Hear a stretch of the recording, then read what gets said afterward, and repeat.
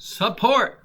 Give us a subscribe. Hello and welcome. It is 9 o'clock. It is the 14th day of April 2021. I am your grumpy guide to all things gaming. I believe it is Wednesday, which means it is time to take a look at what might be coming out on the shelves of your friendly local game store.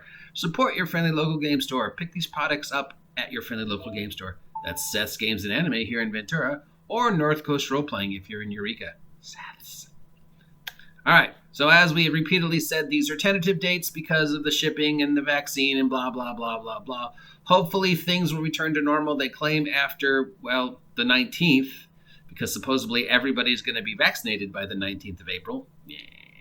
But anyways, they should start slowing down.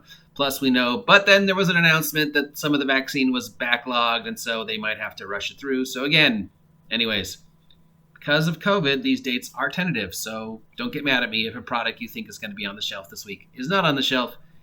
It's COVID's fault, not mine. Okay, here we go. From Gemhammer and Sons Gaming for Dungeons & Dragons 5th edition, we have Kingdom of the Owlbears and the Tomb of Wonder. Kingdom of the Owlbears is a wilderness and dungeon adventure. Tomb of Wonder is an adventure filled with wild encounters and unpredictable magic. Including the relatives of the Gemhammer themselves. So if you're looking for some alternative adventures for 5th edition that aren't from Wizards of the Coast and you want to support a smaller company, check out Kingdom of Owlbears and Tomb of Wonder. Also from Gemhammer Sons Gaming for 5th edition, we have the deck of Plunder, the deck of Blunders, and the deck of Sunders. The deck of Plunder is 100 treasure cards. I love these things. Deck of Blunders is 100 critical failures, and deck of Sunders is 100 critical success. We've seen critical failure and critical success and random treasure cards before. They're usually pretty good. The critical failure, critical success cards can definitely break a game. I don't really recommend them. The combat in 5th edition is fine, but if you want to spice things up, I do recommend the treasure things. The treasure things are always great because you can actually give somebody a little, 3x5 card with a picture of the treasure on it. Palladium. Palladium has now announced in hardcover, re-releases of the Palladium RPG, Beyond the Supernatural, and of course, one of my all-time favorite role-playing games, Heroes Unlimited. Now, these are nothing new from what I understand.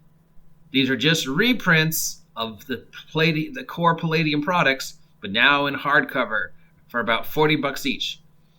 Since they haven't edited or changed them at all, if you like the originals and you want to get a hardcover, great. Otherwise, wait for Palladium to actually edit and rewrite their systems and make Heroes Unlimited actually playable because it has so much fucking potential to be the best superhero game ever. From Daiscami, we have, for Big Eyes Smallmouth, some pawn sets. So we have a pawn set of animals, adventurers, and sidekicks. So these are those little paper pawns. You slip them in the little thing, the little plastic thing. We also have BESM Adventures is some adventures for BESM, and Tokyo Sidekicks includes sidekicks for 20 superhero anime characters to have some sidekicks. So if you're using BESM for a superhero game, and I have heard that BESM actually does work as a great superhero system. So who knows? And speaking of pawns and tokens, from Ulysses Spiral, we have a whole bunch of tokens and maps things for Torg. They have announced this week that they're coming out with some CyberPacey tokens and a map pack for the two map packs for the CyberPacey.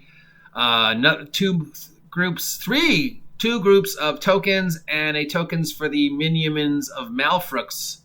So that's three sets of tokens. Their tokens look like poker chips. They're the little one-dimensional circles. They have a picture on one side, picture on the other side.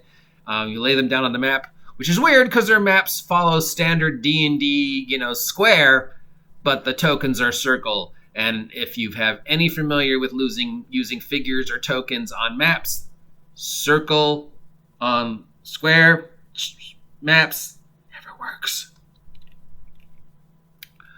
From Pinnacle for Deadlands, we have Horror at Headstone Hill and a map of the Weird West. So Horror at the Headstone Hill is a fully detailed section of the Wild West called Uinta Country in Wyoming, and details all the kind of crazy, wild, Weird West, Deadland shenanigans you can get up in that area. And plus we have some maps of the Weird West. If you're a fan of Deadlands, which I am, it's nice to see Deadlands making a comeback. Savage Worlds, as you know, is a great system. So there you go. And that is it. Some 5th edition stuff, a reprint of the Palladium stuff in hardback, some tokens, and a new adventure. A slow week for D&D for product, which is weird. We're going into convention season, so you think you would see more product and bigger ticket product. But of course, everything in the world has changed because of COVID, including this. So who knows what we can expect with convention season coming up in the summer and big ticket items and whatever. But anyways, that's it for what we should expect on the shelves this week at our friendly local game store. It's Seth's Games and Anime here in Ventura. If any of those products sound great and you appreciate this content, let me know by liking this content, subscribing to the OGGM Adventures, and hitting that notification button, supporting me by checking out my product over on DM's Guild, and I will talk to you later. Now go outside and get off my lawn.